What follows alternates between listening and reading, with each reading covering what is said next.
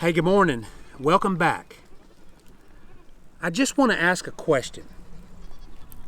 Have you ever felt dumbfounded by something someone said to you?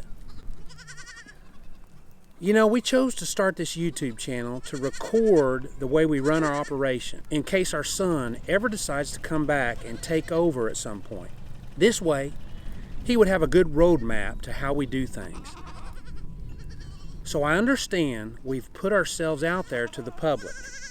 The only problem is YouTube provides anonymity to people who want to make comments, good or bad.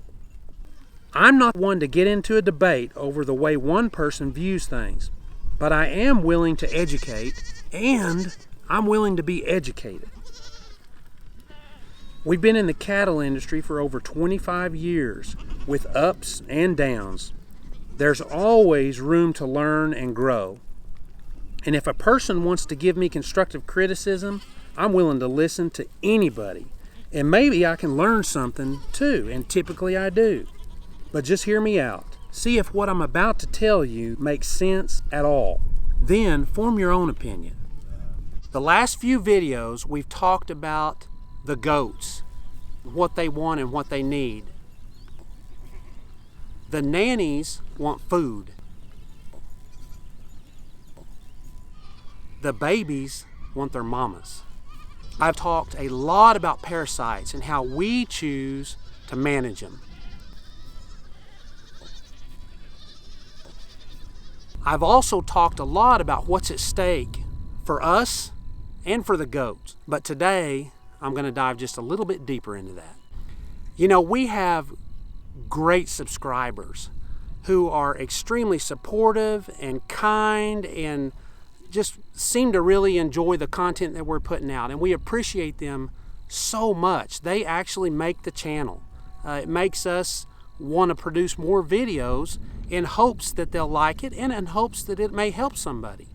It's so great to kind of have a community that you can go to that is not only supportive but will also help you problem solve when you have issues. And I'm telling you, we have had lots of issues and we've had lots of input from great people that have helped us. Unfortunately, there's always somebody that has to be negative, has to leave a nasty comment, has to think that they're better than everybody else. You know, everybody has their own opinion on how to manage their goats and has their own reasons for managing their goats however they want to. And that's the beauty of it. You can do it a lot of different ways. We choose to do it kind of a different way than a lot of people. Our goal is to raise goats, have them reproduce, build our herd, sell babies, all of those kinds of things while utilizing the same management techniques that we basically utilize for cattle. And that is control the parasite loads through rotation, not through worming. That doesn't mean that worming is wrong. People that want to worm, that's great. It's outstanding. It's not a big deal. For us, we want to try to do it this different way. You know, there was a time, and there still is a time in different areas where people don't have to worm their animals. It's just how they're managed. You can rotate your goats no matter what size place you have. And based on timing, with respect to rainfall and with respect to what they're grazing, you can determine if you can be back in there and graze it or not. Now, are we experts at this? Absolutely not. This is our 5th year for doing it. And really, I would probably have to say that last year was probably our first year that I felt really good about how successful it was and how everything worked just right. We are what's called a low input operation. We don't want to put a lot of money into it. We want to try to use management rather than dollars to try and help the goats be successful. And by help them, I mean just manage where they graze, when they graze, how long they graze, or browse, whatever you want to call it. So that's how we put our money into it. We don't put our money into it in feed, and we don't put our money into it in wormer and all that kind of stuff. Does that mean we're right? For us, Yes, it does. For you, no, maybe not. For most people, no, absolutely not. But guess what? We are very supportive of everybody else and the way they do it. I think it's awesome. I love seeing these channels out there where they have goats in the backyard and they're playing with them and they've got balls set up and all. That is awesome, man. That's probably what actually made me start getting interested in goats, because they look so fun. Through our management of an underutilized resource, the brush, the weeds, those types of things, we can be profitable, live on the land, raise animals for other people and their needs. We can raise healthy animals. You know, Lisa and I are responsible for these animals and their health and their well-being. So yes, we have fences so we can control how long they graze in one spot. Therefore, hopefully control the parasite load. And it helps utilize our forage or our forbs or our brush. We are coming through the dormant season. When you get into March, everything is really short and you're just starting to see green stuff coming. There's a little baby calling for his mama.